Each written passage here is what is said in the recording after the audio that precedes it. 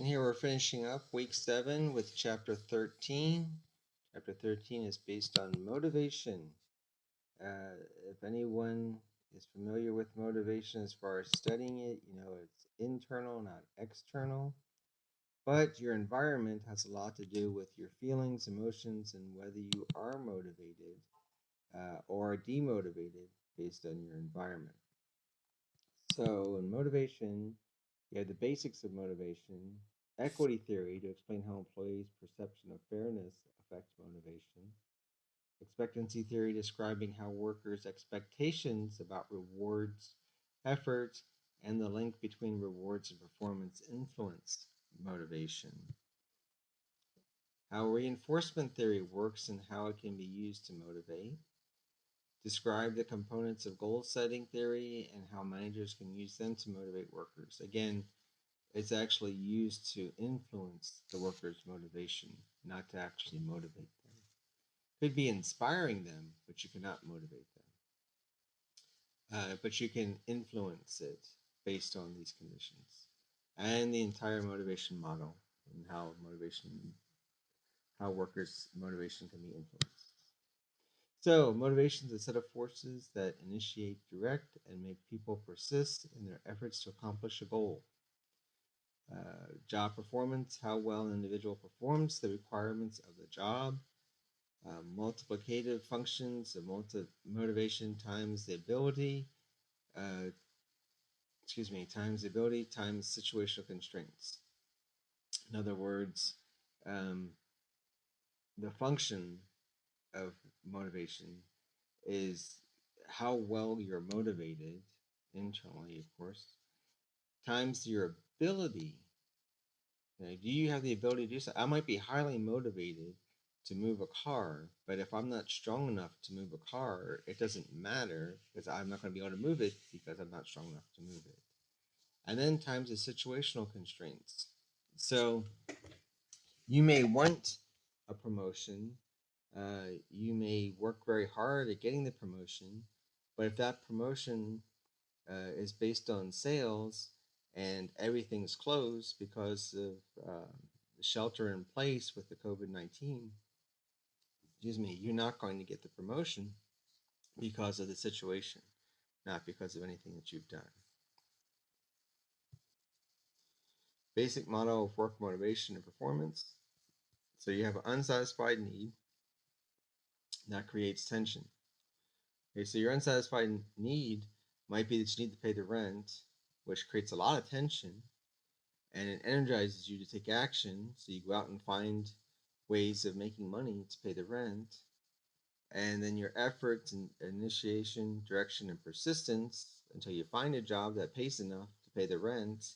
And then your performance is based on wanting to keep the job to pay the rent. And then you get paid and you can pay your rent until you're satisfied. But guess what? The rent's due again next month. And so it starts all over again.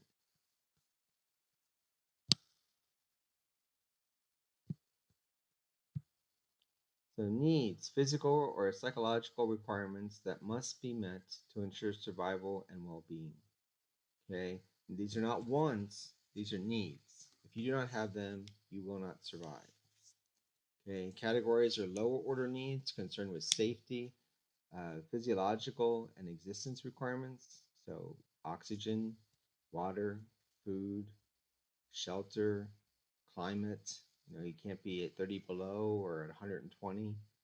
Uh, so this is just to be able to survive.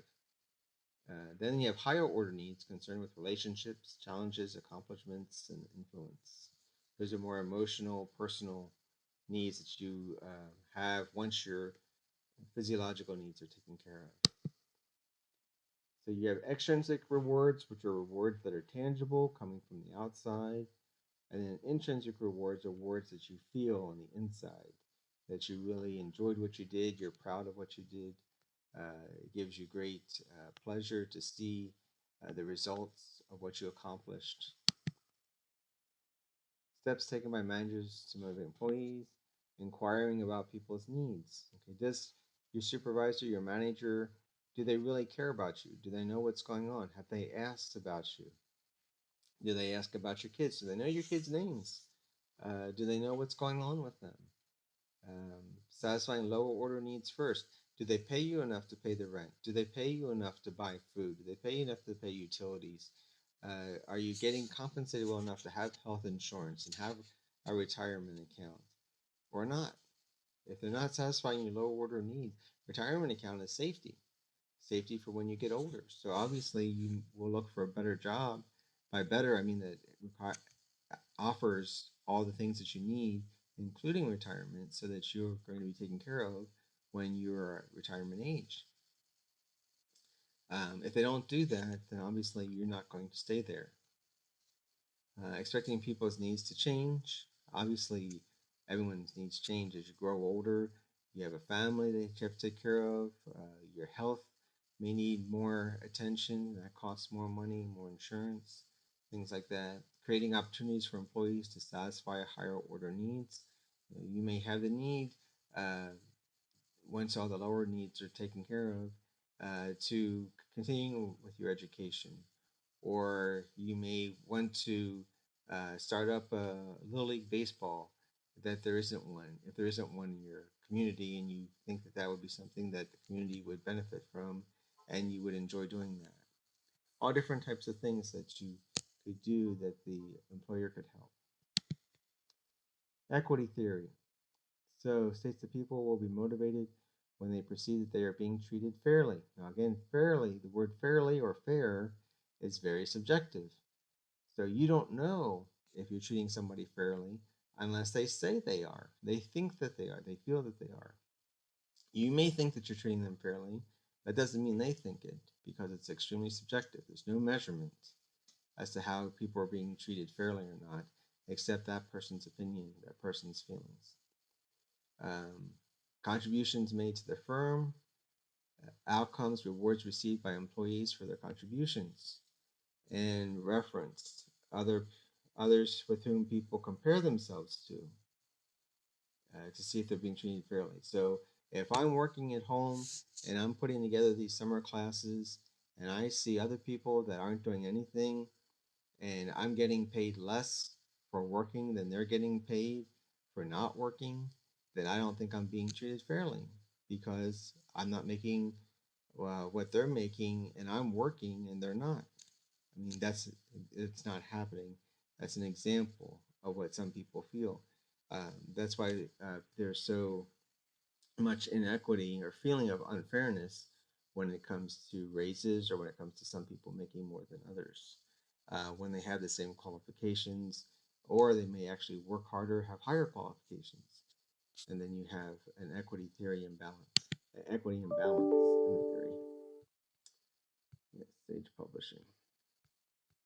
So outcome, no, go away. Uh, Outcome input ratio. So if you feel under rewarded, if you feel that you're not being treated well, that you're not being paid, compensated for all the hard work you're doing, then you're going to stop working so hard. If you feel over rewarded, then you might feel that you should work even harder or do more, or you're obligated to accomplish even more than what the employer expects, because you feel that you're not measuring up to the compensation. I've not met anyone in this category yet, but I'm sure there is at least someone that feels this way.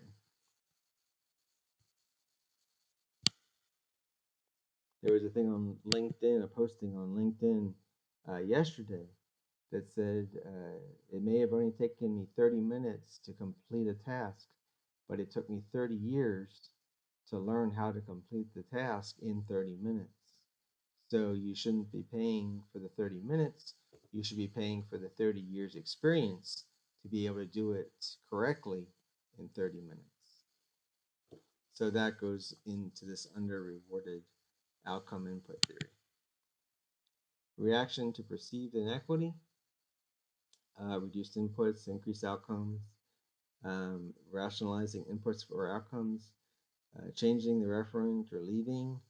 You see a lot of people that aren't working very hard in jobs that pay $7.25, $8, $9, $10 an hour, because they know that they can find another job in an hour that pays the same, and it's not enough to even pay their rent, so they really don't care.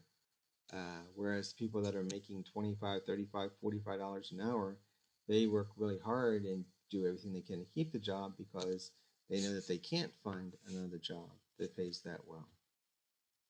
That's why when the unemployment rate, like right now, is double digits, people aren't so likely to leave a job that pays well or even pays market rate, versus when unemployment is 3 or 3.5 or 4% when they know other jobs are plentiful. Motivating with equity theory, inquiring about people's needs. Oh, we already did that. Okay. Systematic gathering information to find out what employees want, taking specific steps to link rewards to individual performance. Remember, it's only a reward if you want it. If you don't want it, it's not a reward. When I interviewed at Aflac many years ago, the district manager was going on and on and on about how if you meet your sales goal this year, you get a trip to Hawaii. And I said, that's great. How many people can go if you win? And he said, well, just you. I'm like, so your family's not invited? And he's like, no, it's a business trip. And I said, well, that's not really a reward to me because I really don't want to go to Hawaii without my family. And so I wouldn't want that. So it's not a reward to me. It would be almost be a punishment. So I would do what it would take not to get that. So it's not a reward if you don't want it. Um, Reinforcement theory, behavior is a function of its consequences. So if you meet your goals and you get your reward, that's reinforcement that you're going to meet the goal next time so that you can get your reward. If you meet your goal and you don't get your reward, or if you meet your goal and all of a sudden the reward is lessened, or your goal next time is so high that there's no way that you can reach it, then it doesn't reinforce you to wanting to continue on reaching your reward. Okay. Types of reinforcement contingencies: positive, you get your reward; negative, you get unpleasant consequences. Punishment weakens the behavior by following behaviors with undesirable consequences. An extinction weakens behavior by not allowing positive consequences to follow previously reinforced behavior. Okay. And continuous reinforcement schedule requires consequences to be administered following every instance of a behavior, where intermittent is once in a while.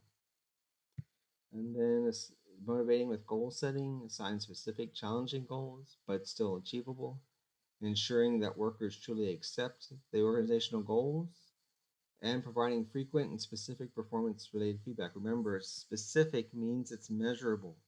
If it's not measurable, if you just say, oh, you're doing a good job, that's not measurable.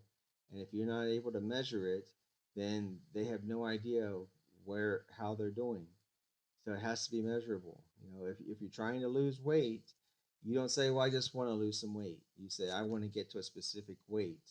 If you say, if I'm currently 190 pounds and I want to get to 160 pounds, I know I have to lose 30 pounds. And every time I step on the scale, it tells me if I'm headed in the right direction or the wrong direction based on the number.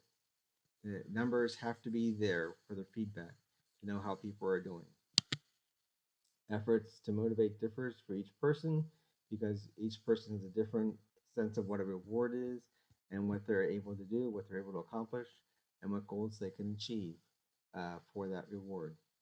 Okay, and that is the end of chapter 13, motivation.